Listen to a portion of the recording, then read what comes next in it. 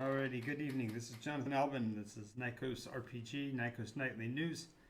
I'm your host, Game Master Jay, and we've got several pieces of information to go over tonight, including a update from Mercia and two different topics of discussion. I don't know how long we'll be on the air tonight. It has been a kind of a roller coaster of whether or not we have viewers and communicators that want to talk with us, and otherwise I just record what I intend to record and then we go from there. So as I said, welcome to the show tonight, and let's go ahead and go to our first news story, which of course is going to be from the Kingdom of Mercia. Hang on a second here. Yeah.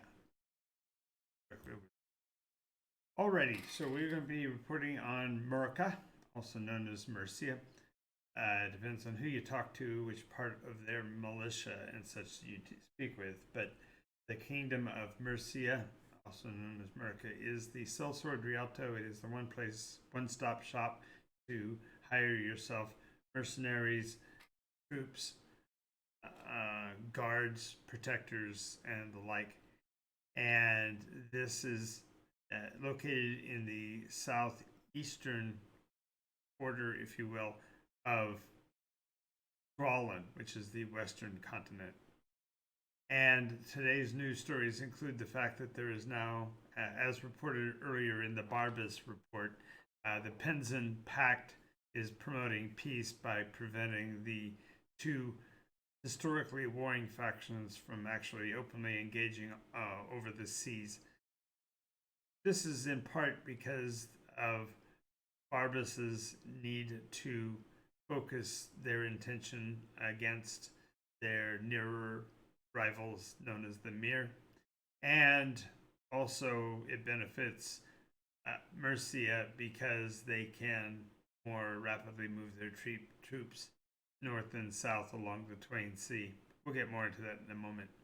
As a matter of fact, the main point of today's broadcast is to let you know that there is an increasingly open trade between Mercia and the other kingdoms along the Twain Sea, and this has therefore provided a much improved measure of security for those wishing to travel, and also opening up the potentials for trade and tourism along the central oceanic borders.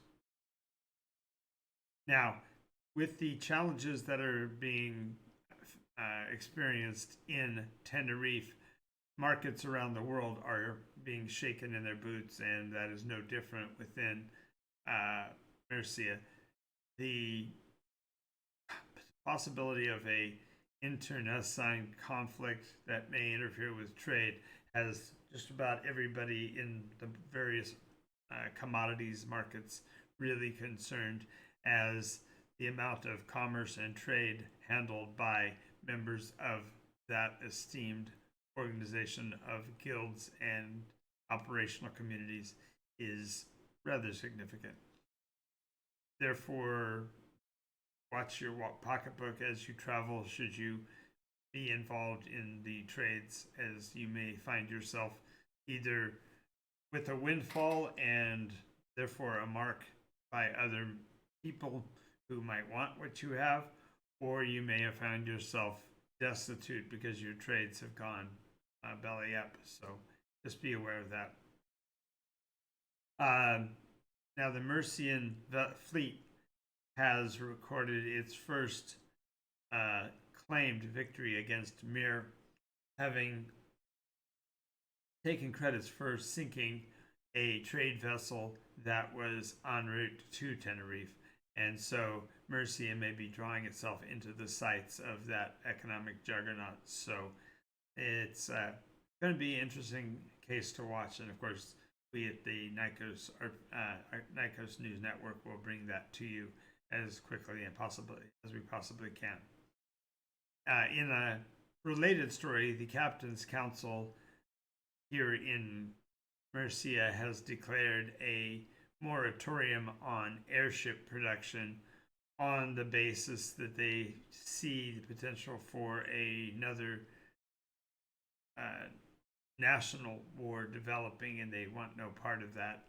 The council has historically been very conservative, and the last time they pushed a moratorium on the aerial fleet, they fundamentally took themselves out of the running for creating and building such ships in the future, and so therefore they are very skeptical about how long this moratorium will last before they actually have to get back into the swing of things. In an associated story, the Yellow Veil faithful, the Flavians, are being reported as to blame for a recent friendly fire activity along the northeast coast, as it appears that a vessel that was inbound to Mercia itself, to Mercania, the capital, seems to have been shot down or otherwise eliminated over the Farthfell.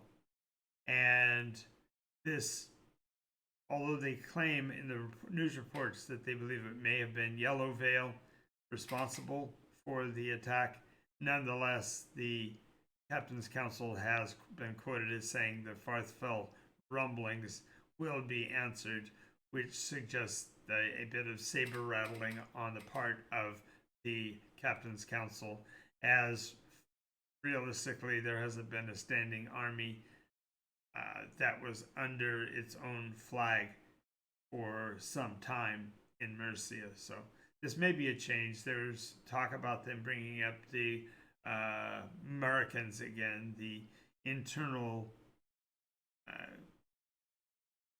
soldiery that has been a volunteer service throughout the last couple of decades, going back years. So with the Farthfell rumblings being heard, there may be potential for additional damage. Now, those who are opposed to the airship and moratorium are now threatening that the coastline of Mercia has been weakened by this decision, but that is yet to be seen, and so we will be watching those stories intently. On a side note, there was supposed to have been a Primus Primus emissary to have arrived in Mercia sometime in this last couple of weeks, but they are now seriously overdue and are feared to have been downed either by the Mercians themselves, the Farthfellians, or other countries between here and the Eldrin outposts.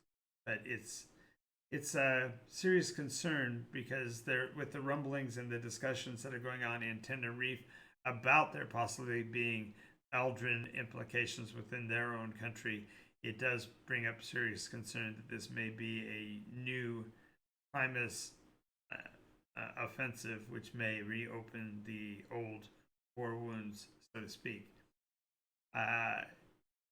In addition, and perhaps only as an incidental, both the Grim and Grund are now beginning trade talks with the Undrin at a couple of Everdark entrances, and more information will become available as the Mercian kingdom decides whether or not they are going to release more information about their internal structure and locales. Historically, they have never been on the forefront of a direct conflict, but being as close as they are to Tenerife, there is always a possibility for some new conflict to occur. So that will do it on our report from Mercia. If you want additional information about the games and the campaigns, you can check out our website at NycosRPG.com. You can go to the lore site, which is NycosRPG.info, or you can visit us at the game store Board Game Paradise, Redlands, California, Mondays and Tuesdays at 6 p.m. All right, let's move on to our next story.